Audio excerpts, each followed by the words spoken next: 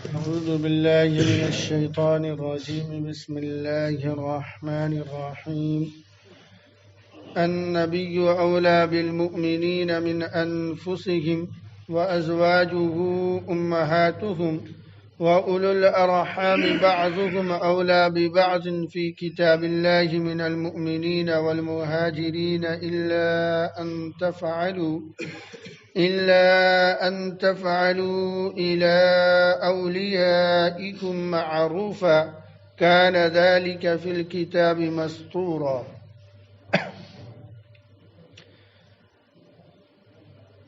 اللہ کے نبی علیہ الصلاۃ والسلام کی فضیلت کا بیان ہے، اور اسی ضمن میں اس بات کی بھی وضاحت ہے کہ کسی بھی طرح سے اللہ کے نبی علیہ الصلاۃ والسلام کی ذات کو تکلیف پہنچانا جائز نہیں ہے۔ اور یہ حکم صرف دنیا میں آپ کے رہتے ہوئے نہیں تھا، قیامت تک کے لیے یہ حکم ہے کہ ہمارے عمل سے، قول سے، فعل سے کوئی ایسا عمل نہیں ہونا چاہیے جس سے آپ کی ذات کو تکلیف پہنچے، چونکہ ہمارے اعمال بعض روایت کے مطابق ہفتہ میں 1 دن اور بعض روایات کے مطابق ہفتہ میں 2 دن اللہ کے نبی علیہ الصلاۃ والسلام کی خدمت میں پیش ہوتے ہیں۔ تو ان اعمال کو دیکھ کر تو ہمارے اعمال آپ کی خدمت میں پیش ہوتے ہیں، اور یقیناً جب ایسے اعمال پیش ہوں گے جس سے آپ کی ذات کو تکلیف پہنچے تو ہمارے لیے مناسب نہیں ہے۔ اس آیت میں نبی کا ایک حق اور بتایا گیا ہے کہ النبی اولا بالمؤمنین من انفسہم، کہ نبی مومنین کے ساتھ زیادہ تعلق رکھتے ہیں ان کی ذات کے مقابلے میں۔ ہماری ذات کا ہم سے زیادہ تعلق ہے یا اللہ کے نبی علیہ الصلاۃ والسلام کا؟ قرآن نے یہ کہا کہ ہم پر ہم سے زیادہ اللہ کے نبی کا حق ہے، اور اس کی وجہ یہ ہے کہ انسان کا نفس کبھی اس کو خیر کی طرف لے جاتا ہے اور کبھی برائی کی طرف لے جاتا ہے۔ گویا انسان کو اس کا نفس شر اور خیر دونوں کی طرف لے جاتا ہے۔ اگر شر کی طرف لے گیا تو ہلاکت ہے، خیر کی طرف لے گیا تو سعادت ہے۔ لیکن اللہ کی ذات، اللہ کے نبی علیہ الصلاۃ والسلام کی ذات بابرکت امت کے حق میں خیر ہی خیر ہے، شر کا سوال ہی نہیں ہے۔ تو جو ہمارے لیے خیر کا باعث ہو، شر کا باعث ہی نہ ہو، وہ بہتر ہے یا وہ جس سے خیر اور شر دونوں کا امکان ہے؟ ظاہر ہے وہ ہمارے لیے بہتر ہے جو ہمارے لیے خیر ہی خیر ہے۔ اسی لیے ہمارے لیے ہماری ذات سے زیادہ قریب اور زیادہ ہمارے ہمدرد اور خیرخواہ اللہ کے نبی علیہ الصلاۃ والسلام کی ذات ہے، جتنا ہم خود اپنی ذات کے خیرخواہ نہیں ہو سکتے۔ اسی لیے اللہ تعالیٰ نے یہ حکم فرمایا کہ مومنین پر نبی کا زیادہ حق ہے ہماری ذات سے۔ حق کا مطلب یہ ہے کہ اگر ہمارا نفس، ہماری خواہش ایک کام کے کرنے کی ہو اور اللہ کے نبی علیہ الصلاۃ والسلام کا حکم اس کے خلاف ہو تو کس کی پیروی ہوگی؟ ظاہر ہے اللہ کے نبی علیہ الصلاۃ والسلام کی ذات کی پیروی ہوگی۔ حضرت عمر فاروق رضی اللہ تعالیٰ عنہ حضور کی خدمت میں تشریف لائے اور عرض کیا، اے اللہ کے نبی علیہ الصلاۃ والسلام، ساری دنیا میں جتنی بھی چیزیں ہیں سب میں آپ ہمارے لیے سب سے زیادہ محبوب ہیں، سوائے میری ذات کے میرے لیے مجھے میری ذات سے سب سے زیادہ محبت ہے، اور پھر آپ سے ہے، تبھی کسی اور چیز سے ہے۔ گویا کہ حضرت عمر فاروق رضی اللہ تعالی عنہ نے اپنی ذات کو حضور کی ذات پہ اپنے لیے ترجیح دی کہ مجھ کو اپنی ذات سے زیادہ محبت ہے بنسبت آپ کے، ہاں دوسرے درجہ پہ آپ ہیں۔ اللہ کے نبی علیہ الصلاۃ والسلام نے ارشاد فرمایا کہ تم مومن کامل نہیں ہوئے، تم مومن کامل اس وقت ہو گئے جبکہ تمہاری ذات سے زیادہ تمہیں ہم سے محبت اور ہم سے تعلق ہے۔ اسی لیے لا یؤمن احدکم حتی اکون احب الیہ من والدہ وولدہ والناس اجمعین، آپ نے فرمایا کہ تم میں سے کوئی مومن کامل نہیں ہو سکتا تاکہ میں اس کے نزدیک اس کی ذات سے، اس کی بیوی بچوں سے، الغرض ساری دنیا سے سب سے زیادہ محبوب نہ بن جاؤں۔ تو حضرت عمر فاروق نے پھر کہا اللہ کے نبی تب تو ہماری ذات سے بھی زیادہ آپ ہمارے لیے محبوب ہیں۔ تو نبی کا حق مومنین پر خود اس کے نفس سے زیادہ ہے، اور اس کی وجہ یہی ہے کہ چونکہ نبی امت کے ہر فرد کا خیر خواہ ہے، کبھی امت کے کسی بھی فرد کے لیے برا نہیں سوچتا یا بری رہنمائی نہیں کرتا جس سے اس کے لیے آخرت میں ہلاکت ہو، اور انسان کا نفس ہلاکت کی طرف بھی لے جاتا ہے۔ بہت سے لوگ ایسے ہیں جو بہت سے مسلمان ایسے ہیں جو اپنے نفس کی وجہ سے، اپنے خواہشات کی وجہ سے غلط کام میں ملوث ہیں، آنکھوں دیکھی چیز ہے۔ بہت تھوڑے لوگ ہوتے ہیں جو خیر کی طرف ہوتے ہیں۔ تو اس لیے قرآن نے فرمایا کہ نبی کا مومنوں پر ان کی جان سے زیادہ حق ہے، اور یہ بات ہمیں سمجھنی چاہیے اور اس کو عمل میں لانی چاہیے۔ ہر کام میں ہمیں دیکھنا چاہیے کہ نفس کیا کہتا ہے اور شریعت کیا کہتی ہے، اللہ کے رسول علیہ الصلاۃ والسلام اور اللہ کا کیا حق ہے۔ جو ان کا حق ہو اسے ہمیں ترجیح دینی چاہیے۔ وَأَزْوَاجُهُ أُمَّهَاتُهُمْ، اور آپ کی بیویاں امت کی مائیں ہیں۔ اللہ کے نبی علیہ الصلاۃ والسلام کی ازواج مطہرات امت کی مائیں ہیں۔ امت کی ماں ہونے کی وجہ یہ ہے کہ جو احترام اللہ کے نبی علیہ الصلاۃ والسلام کی ذات کا ہے وہی احترام آپ کی ازواج مطہرات کا ہے۔ اور ماں کہنے کی وجہ یہ ہے کہ تاکہ جس طرح ماں سے نکاح حرام ہے ایسے ہی ان سے بھی نکاح امت کے لیے حرام ہے۔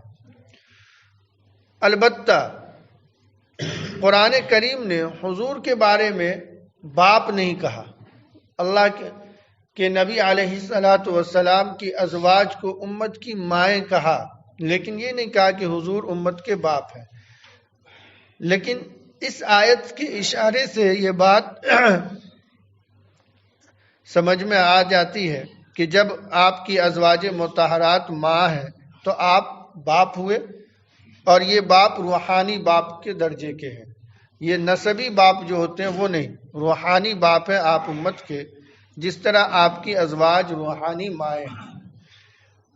روحانی ماں ہو یا روحانی باپ ہو، اس سے رشتہ آپس میں ہوتا ہے، یعنی اگر آپ کے وہ محرم نہیں ہیں، روحانی باپ ہو یا روحانی ماں ہو، اگر وہ آپ کے محرم نہیں ہے، غیر محرم ہے، تو رشتہ ہو سکتا ہے۔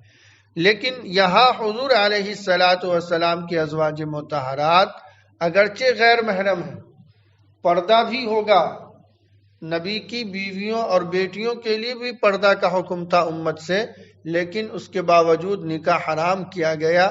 یہ حضور علیہ الصلاۃ والسلام کی شان مبارک کی بقا کے لیے ہے کہ آپ کی ازواج مطہرات سے امت کا کوئی فرد نکاح کرے، یہ آپ کی شایان شان نہیں ہے۔ ورنہ ماں کہنے سے کوئی یہ نہ سمجھ لے کہ جو ماں کا حقوق ہے، پردے کا ختم ہو جانا یا وراثت کا جاری ہونا، ایسا نہیں ہے۔ وراثت بھی جاری نہیں ہوگا اور نہ ہی پردے کا حکم ختم ہوگا۔ اکرام اور اعزاز کے اعتبار سے ماں ہے، باقی جو دنیاوی حکم ہے وہ باقی رہے گا۔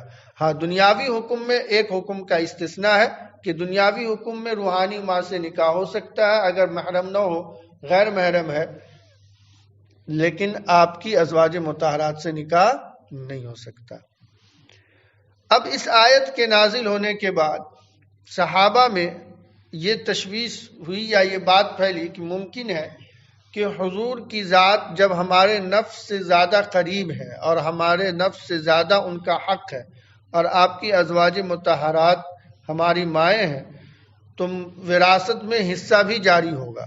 اس پر آگے کی آیت نازل ہوئی کہ نہیں، وراثت تو آپس میں رشتہ دار میں ہی ایک دوسرے پر جاری ہوگا، حضور کے اور آپ کی ازواج مطہرات کا امت میں وراثت کا حق نہیں ہوگا۔ روحانی ماں ہے، نکاح نہیں ہو سکتا، لیکن بقیہ دیگر حکم اپنی حال پہ ہے کہ ان سے پردہ بھی ہوگا اور وراثت جاری نہیں ہوگا۔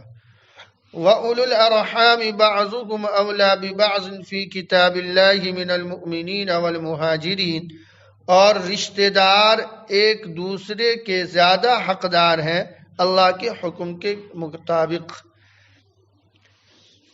جی وراثت میں اور جائیداد کے ایک دوسرے کے لیے منتقل ہونے میں جو رشتہ سبب ہے وہی رشتہ رہے گا۔ اللہ کے نبی علیہ الصلاۃ والسلام اور آپ کی ازواج مطہرات اگرچہ امت کے لیے روحانی ماں اور باپ ہیں، لیکن وراثت جاری نہیں ہوگا۔ اسی اشتباہ کو ختم کرنے کے لیے یہ جملے آئے کہ رشتہ دار آپس میں ایک دوسرے کے زیادہ حقدار ہیں اللہ کی کتاب کے مطابق یا اللہ کے حکم کے مطابق۔ یعنی اسی قرآن کریم میں تفصیل سے وراثت کا حکم جاری ہو گیا ہے کہ ماں کو کیا ملے گا، باپ کو کیا ملے گا، اولاد میں بچے اور بچی کو کیا ملے گا، یہ ساری تفصیلات آ گئی ہیں۔ لہذا وراثت اسی کے مطابق تقسیم ہوگی۔ اس آیت سے کسی کو اشتباہ نہیں ہونی چاہیے۔ ایک اشتباہ یہ بھی ہوا تھا کہ حضور علیہ الصلاۃ والسلام جب مدینہ تشریف لائے تو مہاجرین کو انصار کا بھائی بنا دیا تھا، اور وقتی طور پر انصار نے اپنی جائیداد آدھی آدھی تقسیم کر کے دے دی، تاکہ کسی نے 2 بیوی تھی طلاق دے کر دوسرے سے نکاح بھی کرا دیا۔ تو کیا یہ مواخات کا جو تعلق حضور نے قائم کیا تھا مومنین میں، انصار و مہاجرین میں، وہ وراثت میں بھی جاری ہوگا؟ نہیں جاری ہوگا۔ اس کے لیے آگے فرمایا کہ من المؤمنین والمہاجرین، مومنین میں سے اور مہاجرین میں سے، یعنی نہ مومنین میں ایک دوسرے کو ایمان کی وجہ سے وراثت ملے گا، اور نہ مہاجرین کو انصار کے بھائی بنا دینے کی وجہ سے وراثت ملے گا۔ وراثت کا سبب رشتہ داری ہے، قرابت ہے۔ ایمانی اخوت وراثت کا سبب نہیں ہے۔ اگر ایمانی اخوت وراثت کا سبب ہو تو پوری دنیا ایک مومن کا ایمانی بھائی ہے، پھر وراثت کہاں تقسیم ہوگا، کیسے ہوگا؟ ظاہر ہے نہ وارث کو کچھ ملے گا رشتہ دار کو، اور نہ ہی کسی کو کچھ ملے گا دنیاوی جو مومنین بھائی ہیں ایمانی، ان کو بھی کیا ملے گا؟ نہیں ملے گا۔ تو وراثت کا سبب قرابت ہے، رشتہ داری ہے، ایمانی اخوت نہیں ہے۔ حضور نے ٹیمپورری عارضی طور پر وہ بھائی چارگی قائم کی تھی، لیکن اس سے قرابت پیدا نہیں ہوا، اس لیے اس کی وجہ سے بھی وراثت کا حق نہیں ملے گا۔ الا ان تفعلوا الى اولیائکم معروفا، مگر یہ کہ تم اپنے دوستوں کے لیے کچھ نیکی کرنا چاہو۔ وراثت تو قرابت کی بنا پہ ہے، رشتہ داری کی بنا پہ ہے، بقیہ کسی اور وجہ سے وراثت نہیں ملے گا۔ لیکن قرآن کریم نے کہا کہ اگر تمہیں کسی سے لگاؤ ہو، تعلق ہو، دوستی ہو یا ہمدردی ہو، اس بنا پر تم ان کے ساتھ کوئی نیکی کرنا چاہو تو کر سکتے ہو، یعنی وصیت کرنا چاہو تو کر سکتے ہو، وہ بھی تہائی مال تک۔ کوئی مر رہا ہو، کسی کے پاس جائیداد ہو، تو اس جائیداد میں ان کے وارثین حقدار ہیں۔ یہ سارا کا سارا اگر کسی کو وصیت کر جائے کہ فلاں کو دے دیا جائے تو یہ وصیت نافذ نہیں ہوگی۔ تہائی مال تک، مال کا 3 حصہ کر ایک حصے میں اگر وہ وصیت کرنا چاہے کسی دوست کے لیے، کسی غریب کے لیے یا کسی کار خیر کے لیے تو وہ وصیت کر سکتا ہے، اس کا استثناء کر دیا گیا کہ الا ان تفعلوا الى اولیائکم معروفا، مگر یہ کہ تم اپنے دوستوں کے ساتھ کوئی نیکی کرنا چاہو۔ کان ذلک فی الکتاب مسطورا، یہ سارے احکام لوح محفوظ میں لکھی جا چکی ہے۔ جی یہ وراثت کے جتنے سارے مسائل ہیں قرآن کریم میں بھی آ گئے ہیں، بعض میں اشارہ ہے، بعض مسئلے میں، بعض میں وضاحت ہے، اور جو کچھ مخفی بات تھی اللہ کے نبی علیہ الصلاۃ والسلام نے تفصیلاً بیان کر دیا ہے، اور یہ سارے احکام لوح محفوظ میں بھی مندرج ہیں، لکھے ہوئے ہیں۔ وَإِذْ أَخَذْنَا مِنَ النَّبِيِّينَ مِيثَاقَهُمْ وَمِنْكَ وَمِن نُوحٍ وَإِبْرَاهِيمَ وَمُوسَىٰ وَعِيسَىٰ ابْنِ مَرْيَمَ وَأَخَذْنَا مِنْهُم مِّيثَاقًا غَلِيظًا، اور یاد کیجئے اس وقت کو جبکہ ہم نے وعدے لیے تمام انبیاؤں سے پختہ وعدہ، اور آپ سے بھی، نوح علیہ السلام سے بھی، ابراہیم، موسیٰ، عیسیٰ ابن مریم علیہ السلام سے بھی، اور ہم نے ان سب سے بہت مضبوط عہد لیا تھا۔ عالم الست یعنی انسان کو دنیا میں بھیجے جانے سے قبل اللہ تعالیٰ نے ساری دنیا میں قیامت تک آنے والے انسانوں کی روح کو جمع کر کے عہد لیا تھا کہ الست بربکم، تم بتاؤ کہ میں تمہارا رب ہوں یا نہیں۔ سارے لوگوں نے وعدہ کہا کہ قالوا بلا، ہاں آپ ہمارے رب ہیں۔ ایک وعدہ تو یہ ہوا، اس کے علاوہ ایک مخصوص عہد و پیمان ہوا انبیاءوں سے، عام مسلمان اور عام لوگوں سے تو ہوا ہی، ایک مخصوص انبیاءوں کی جماعت کو روح کی شکل میں اللہ تعالیٰ نے پیدا فرما کر ان سے وعدہ لیا تھا ایک دوسرے کی تصدیق کا، کہ اگر کوئی نبی کسی نبی کے زمانے میں آ جائے تو وہ نبی ایک دوسرے کی تصدیق کریں گے۔ دوسرا یہ کہ بالفرض زمانے میں نہ آئے، پہلے گزر گئے یا بعد میں آئیں گے تو بھی ایک نبی دوسرے نبی کی تصدیق کریں گے اور اسے حق جانیں گے، اور اگر زمانے میں آ گئے تو اس کا تعاون کریں گے۔ یہ وعدہ لیا گیا تھا۔ اور ایک بالخصوص ایک وعدہ سارے نبی سے اللہ کے نبی علیہ الصلاۃ والسلام کی تعاون اور آپ کے دین کی حمایت کا وعدہ لیا گیا۔ تفصیل سے سورہ بقرہ میں یہ آیا وَإِذَا أَخَذْنَا مِنَ النَّبِيِّينَ مِيثَاقَ الَّذِينَ أُوتُوا الْكِتَابَ لَتُبَيِّنُنَّهُ، کہ ہم نے تمام نبیوں سے وعدہ لیا کہ اگر اللہ کے نبی علیہ الصلاۃ والسلام دنیا میں تشریف لائے تو سارے نبی ان کی تصدیق بھی کریں گے اور ان کا تعاون بھی کریں گے۔ الغرض یہ مخصوص عہد و پیمان تمام انبیاؤں سے اللہ نے لیا، ایک دوسرے کے تعاون کی اور ایک دوسرے کے تصدیق کی، اور پھر سارے پیغمبر سے عہد لیا حضور علیہ الصلاۃ والسلام کے تعاون اور تصدیق کی، کہ بالفرض اگر ایسا ہوا کہ اسی کے زمانے میں حضور تشریف لے آئے یا جب کبھی لائے تو سارے انبیاء ان کا تعاون کریں گے اور ان کی تصدیق کریں گے۔ قالوا اقررنا، سب نے کہا کہ ہم نے اقرار کیا۔ اللہ نے پوچھا کہ تم سبوں نے اقرار کیا اس عہد کا؟ سبوں نے کہا جی ہم عہد کرتے ہیں۔ اسی کا ذکر یہاں پر ہے کہ ہم نے ان سے پختہ عہد لیا، اور یہ عہد اس لیے لیا لِيَسْأَلَ الصَّادِقِينَ عَنْ صِدْقِهِمْ، تاکہ ہم سچوں سے پوچھیں ان کی سچائی کے متعلق، یعنی تاکہ کل قیامت کے دن یہ بات ہم پوچھ سکیں کہ جو تم پیغمبروں کو بھیجا گیا انہوں نے اپنی دعوت کا کام کیا یا نہیں کیا، ایک۔ دوسرے یہ کہ جو ماقبل کے پیغمبر تھے ان کی تصدیق کی یا نہیں کی۔ یہ سوال ہوگا تمام انبیاؤں سے کل قیامت کے دن۔ وَأَعَدَّ لِلْكَافِرِينَ عَذَابًا أَلِيمًا، اور اللہ تعالی نے کافروں کے لیے دردناک عذاب تیار کر رکھا ہے۔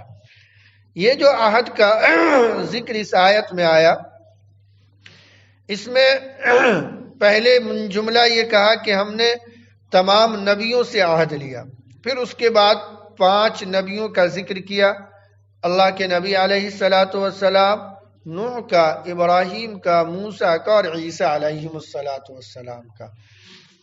نبیوں میں بھی ایک دوسرے کا مقام ایک دوسرے سے مختلف ہے۔ تلک الرسل فضلنا بعضهم علی بعض، کہ ہم نے رسولوں میں بعض کو بعض پر فضیلت دی ہے، اور یہ کوئی عیب نہیں ہے، اللہ کے یہاں نظام ہے۔ بحیثیت نبوت و رسالت سب ایک ہیں، لیکن کسی نہ کسی وصف میں ایک نبی دوسرے نبی سے کمتر اور بڑھ سکتا ہے، یہ عیب نہیں ہے۔ یہ 5 پیغمبر اللہ کے نبی علیہ الصلاۃ والسلام، نوح، ابراہیم، موسیٰ اور عیسیٰ، تمام نبیوں میں اولو العزم پیغمبر کہلاتے ہیں۔ ان 5 کی جوڑی کا ایک خاص نام ہے اولو العزم، بڑی عظمت و ہمت والے پیغمبر۔ ان 5 پیغمبروں نے دعوت و تبلیغ میں کہ جو خدمات انجام دیے ہیں وہ دیگر پیغمبروں سے بدرجہ زیادہ ہے، اور انہوں نے جو اپنی امت کی طرف سے جو تکالیف اس راہ میں برداشت کیے ہیں وہ بھی سب سے زیادہ ہیں، اسی لیے ان کا بطور خاص ذکر ہوا اور انہیں اولو العزم کہا جاتا ہے، بڑی ہمت اور عظیمت والے پیغمبر۔ اور اس میں بھی حضور علیہ الصلاۃ والسلام کا ذکر سب سے پہلے کیا اور بعد میں دیگر کا، یہ اس بات کی طرف اشارہ ہے کہ آپ کا مقام ان 5 پر بھی اول ہے۔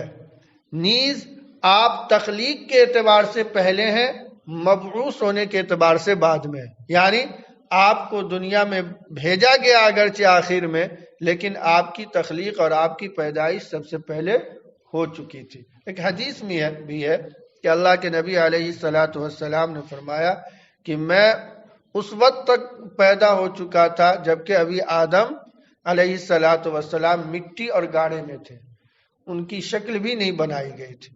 تو آپ تخلیق کے اعتبار سے پہلے ہیں، تمام انبیاءوں کے میں فضیلت اور مقام کے اعتبار سے بھی پہلے ہیں، اور وصف اور خصوصیات میں بھی پہلے ہیں، اس لیے آپ کو ان تمام انبیاءوں کے ذکر میں آپ کا پہلا ذکر کیا گیا۔ دوسرا یہ کہ ومن کا کہہ کر آپ سے بھی ہم نے وعدہ لیا، آپ کا نام نہ لے کر اللہ تعالیٰ نے آپ کا احترام کیا، دیگر پیغمبروں کا نام لیا لیکن آپ کا نام نہیں لیا۔ اور یہ قرآن میں مختلف جگہوں پر اللہ نے آپ کے احترام میں آپ کا نام نہیں لیا۔ جب کسی کا احترام دل میں زیادہ ہو تو آدمی اس کا نام نہیں لیتا ہے بلکہ اچھے القاب سے خطاب کرتا ہے۔ تو ایسے ہی اللہ تعالیٰ نے حضور کا نام نہیں لیا، بقیہ پیغمبروں کا نام لیا ہے۔ یہ بھی اس بات کی دلیل ہے کہ آپ ان تمام پیغمبروں میں سب سے اعلیٰ مقام رکھتے ہیں، اور یقیناً یہ ہمارے لیے بڑی خوش نصیبی ہے کہ اللہ تعالیٰ نے ہمارے بن مانگے ایسے نبی کی امت میں پیدا فرمایا۔ ہمیں اپنے نبی کی اس شان کو، اس عظمت کو سمجھنا اور اپنے دل میں جگہ اور اس کی باقی رکھنے کی کوشش کرنی چاہیے۔ اللہ تعالی ہمیں نیک عمل کی توفیق مرحمت فرمائے۔ سبحان اللہ و بحمدہ، سبحانک اللہم بحمدک، ونشہد ان لا الہ الا انت ونستغفرک ونتوب الیک۔ سبحان ربک رب العزة عما یصفون، وسلام علی المرسلین، والحمد للہ رب العالمین۔